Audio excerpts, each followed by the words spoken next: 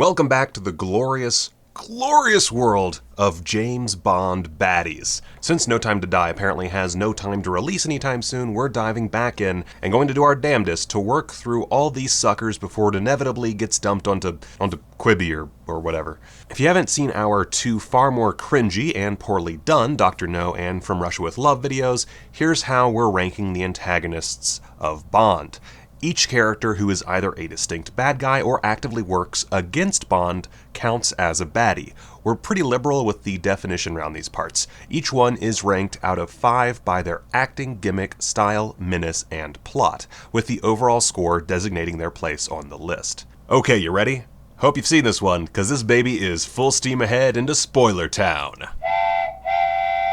First up at number 16, First Guard.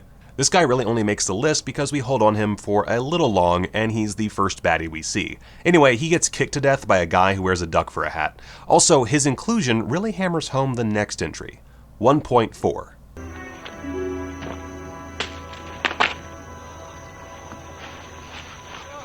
God, this movie is so fucking stupid. Number 15, Mr. Ling. I honestly forget this character even exists.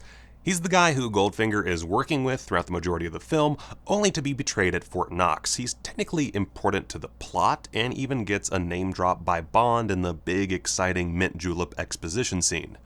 Mr. Ling, the red Chinese agent at the factory? He's a specialist in nuclear fission. And that's about it. Ling also takes a 1.4 with a slight edge, purely for plot. Number 14, a gaggle of American mobsters. They're like Americans, see? And mobsters, see? We're in America. Fuck these guys. 1.8. Hey, I'm gonna move it. Here we go. Yeah, I like this. Number 13, Bond's prison guard. This guy gets a spot because it's his idiocy that helps Bond escape from Goldfinger's holding cell, making him the only one of Goldfinger's bland-as-hell personal army to get his own spot. Also, Goldfinger has holding cells? Bond's prison guard gets a 1.8. Number 12, Mai Li. Mai Li is a stewardess, but she's a very humorous stewardess who, since she works with pussy galore, can probably kick a lot of ass. She's another one who really isn't terribly villainous per se, but she is technically antagonistic and working for the bad guys. So here she is, just barely beating out a few of the film's more literal villains with a respectable 2.4. Number 11, Goldfinger's henchmen.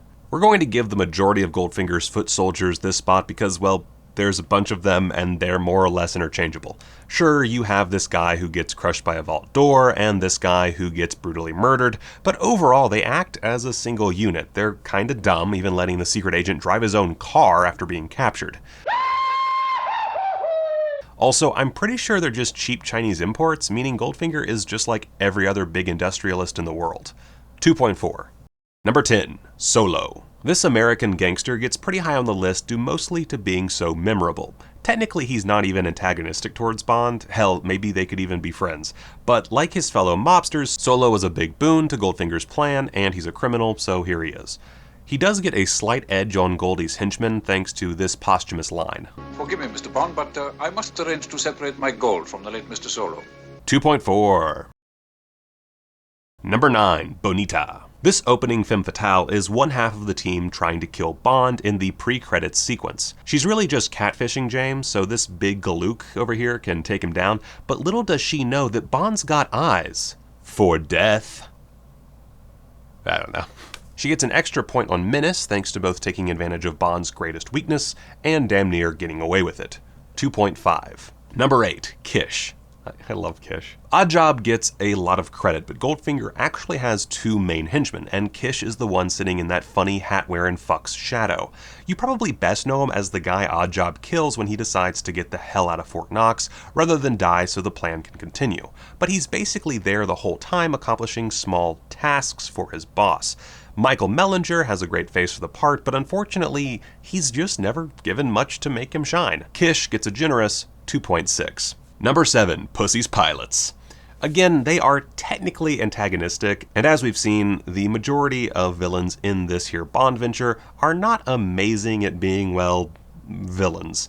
What I will give Pussy's Pilots, though, is that they're incredibly skilled, and if Pussy Galore didn't turn on Goldfinger in the end, they almost certainly would have given the fat bastard a win. They look great, are undoubtedly highly skilled, and take whatever orders they're given, even when those orders completely destroy Goldfinger's chances at a win. 2.8. Number 6, Capungo. Literally Spanish for thug, Capungo is Capungo. He's proof that there's really not much going on as far as villainy goes in Goldfinger. He mostly gets extra points for menace and gimmick, and that's because he's a cool-looking heavy who totally would have done in James if it weren't for the world's most reflective eyeball. Also, he's played by a guy named Alf Joint, so that's fun. 2.8. Number 5, Machine Gun Granny. She's a granny with a machine gun. Well, presumably she's a granny. I guess she could have never had children, but I really like the idea that she's doing this job to save up money to get her grandson Billy those socks he's always wanted. Anyway, she gets a bunch of extra points despite her truncated role in the film. Gimmick? She's a fucking machine gun granny. Menace? She's a granny with a machine gun. Plot? She's a granny with a... Okay. Look, technically she stops Bond from escaping, thereby giving us the most passive 007 in the whole franchise. She's a top-tier baddie, guys. Just trust me on this one. Our first entry, popping out of the twos, Machine Gun Granny nets a solid 3. Number 4, Ulrich Goldfinger. Yep, our big bad, whose name is literally the title of the film, is stuck at number 4. Ain't that a bitch? Among Goldfinger's litany of crimes, the man is responsible for the dumbest and yet most famous death in cinematic history, the murder of Jill Masterson via gold paint, as carried out by his henchman Oddjob, the infiltration of Fort Knox via a plan that is foiled before it even really begins, and he's a card cheat. That's about it. He does also have a standard issue criminal empire, but it's a bit vague and uninteresting beyond the whole gold smuggling and destabilizing the world economy thing. He just kinda likes gold and would quite like to irradiate the largest supply in the world for reasons that make about as much sense as death by body painting. What Goldfinger really excels at here is having a distinctive style and even better gimmick. Do you expect me to talk? No, Mr. Bond, I expect you to die. Superior acting by both Gert Frobe and his dub artist Michael Collins, and of course being the literal title character, although we're only giving him a 4 for plot since Oddjob does most of the work, while Goldfinger sucks at golf and makes the all-time terrible decision of talking over his master plan with a British not-so-secret agent over mint juleps. Bad form, Goldie. With all that said, Goldfinger nabs a solid but underwhelming 3.8. Oh, and he gets sucked out a plane window. Number 3, Pussy Galore. If she didn't turn on her employer and basically save the day, Pussy Galore would easily be number 1. She's smart, capable, and knows how to get the job done. Although if she had just kicked Bond in the balls when he threw her to the ground, she'd be much higher on the list and the film would have had a much darker ending. Although arguably it would have had a less dark plot. It doesn't matter. She's also a great businesswoman, has a very fashionable, albeit dated wardrobe, and of course has one of the greatest effects on the plot as far as Bond girls go. Plus, Honor Blackman is just plain fantastic in the role, managing to be sexy, dangerous, and more than holding her own against Bond, she's arguably a more likable character than he is. Just all around great. The only real negative here is she's not really a villain and fails to fight off Bond in the single most cringe-inducing scene in Bond history.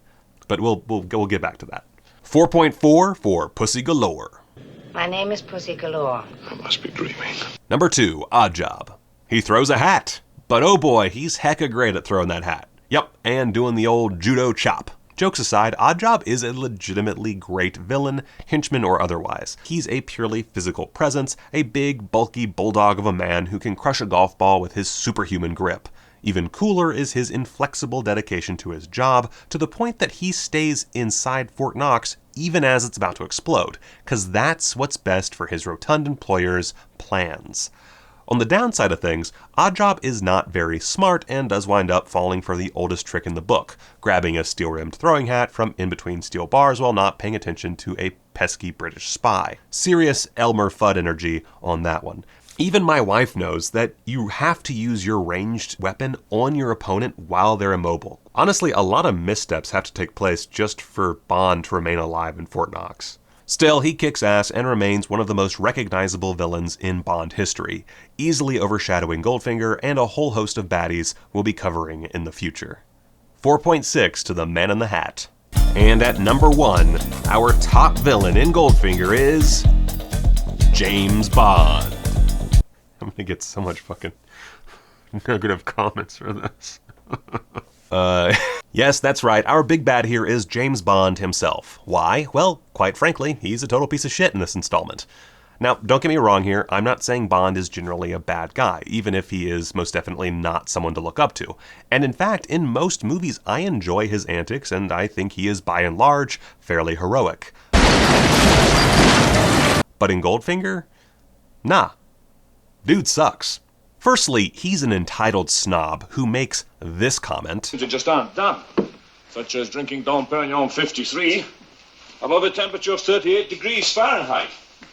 That's as bad as listening to the Beatles without earmuffs. He basically fails upward throughout the entire film. He is constantly showing off how smart he is to an insufferable degree, and most importantly, he rapes a lesbian into being straight and saving the day, thereby earning him, and not her, a meeting with the President of the United States.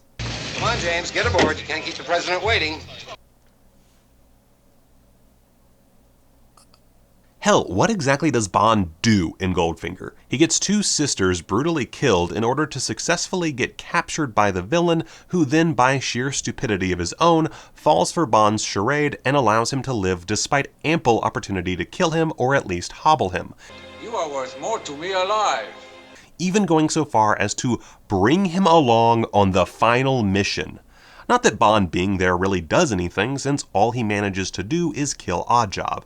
Otherwise, it's all the military, Felix, and whoever the fuck this guy is who turns off the bomb. Oh, and Pussy Galore, whose change of heart appears to strictly be thanks to Bond's golden wang. Had Pussy not helped Felix to stop Goldfinger's plot, 60,000 people would have died over a plan that realistically wouldn't have even worked in the first place. And all Bond did to facilitate this was force himself on her in a barn. Since it is his film and he arguably commits one of the worst crimes in the history of the franchise, James Bond winds up with a 4.6, edging out Oddjob because I fucking say so. Goldfinger is a film that ages like milk, and James Bond is the true villain. Deuces.